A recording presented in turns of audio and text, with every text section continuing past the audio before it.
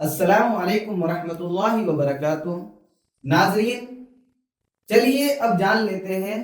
جیش مکہ کی روانگی، یعنی جو مکہ کا لشکر ہے اب وہ روانہ ہو رہا ہے۔ جب اس کو خبر مل گئی کہ اس کا قافلہ لٹنے والا ہے اور مدینے کے یعنی آپ صلی اللہ علیہ وسلم کے ساتھی اس پر حملہ کرنے والے ہیں، تو اب جیش مکہ یعنی مکہ کا جو قریش کا لشکر ہے وہ اب تیار ہو رہا ہے، اور اس نے اعلان کر دیا ہے کہ ہم جا کر کے اب محمد سے بدلہ لیں گے اور ان کے ساتھ میں جنگ کریں گے اور اپنے قافلے کو کسی بھی قیمت پر بچا کر کے لے کے آئیں گے۔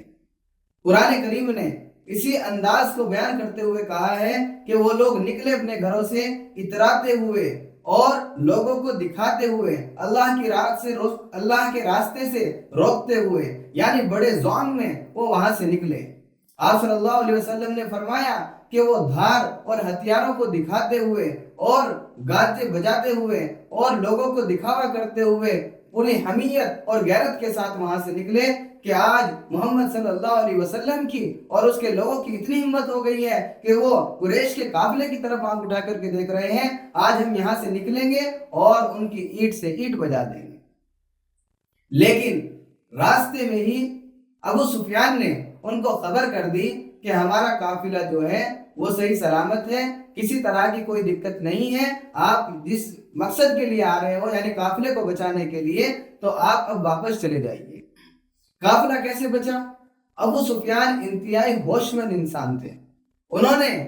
جب آ کر کے دیکھا اور وہ برابر اس چیز کی خبر لے رہے تھے کہ کیا حالات ہیں، تو وہ جس عام راستے سے آ رہے تھے وہاں پر ان کی ملاقات ایک ایسے شخص سے ہوئی جو ان کے راستے میں جانتا تھا۔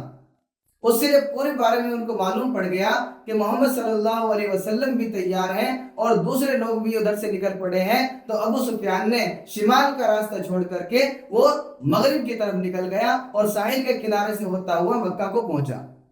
یہ خبر جب قریش کو پہنچی، ابو جہل کو پہنچی کہ اب ہمارا قافلہ بالکل سیف ہے، کسی طرح کی کوئی پریشانی نہیں ہے، تو قریش کے لوگوں نے کہا کہ اب ہمیں آگے نہیں جانا چاہیے، چلیے اب ہم یہاں سے واپس چلتے ہیں۔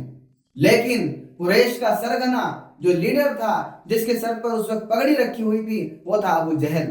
وہ کھڑا ہوا، اس نے کہا کہ ہرگز ہم واپس نہیں جائیں گے، ہم یہاں سے مقام بدر تک پہنچیں گے، مقام بدر پر پہنچ کر 3 دن تک ہم وہاں ٹھہریں گے، اپنے اونٹوں کو ذبح کریں گے، ہم کھانا کھلائیں گے لوگوں کو، اور وہاں پر ہمارے ساتھ میں گانے بجانے والیاں ہیں، ہم اپنی محفلیں سجائیں گے تاکہ عرب کے اندر اور آس پاس کے لوگوں کے اندر یہ چیز عام ہو جائے کہ دیکھو قریش کی طاقت کتنی ہے اور قریش کا کھانا کھلانا کس طرح ہے اور اس کا لاہو لشکر کیسا ہے۔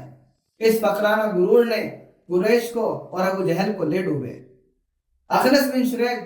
اس نے کہا کہ جب معاملہ ختم ہو گیا ہے، ہمارا قافلہ بچ چکا ہے، تو اب ہمیں واپس جانا چاہیے۔ ابو جہل کسی طریقے سے نہیں مانا، تو اخنس بن شریک بنو زہرہ کے تقریباً 300 آدمیوں کو لے کر کے وہاں سے واپس آ گئے، اور اب ان کی تعداد 1000 رہ گئی اور وہ وہاں سے مقام بدر کے لیے اب روانہ ہو چکے ہیں۔ یعنی قریش بڑے ضعف کے ساتھ میں دن دناتے ہوئے مقام بدر کو پہنچ رہے ہیں کہ ہم وہاں پر اپنی طاقت کا مظاہرہ کریں گے انشاءاللہ۔ اب اس کے بعد میں آپ کو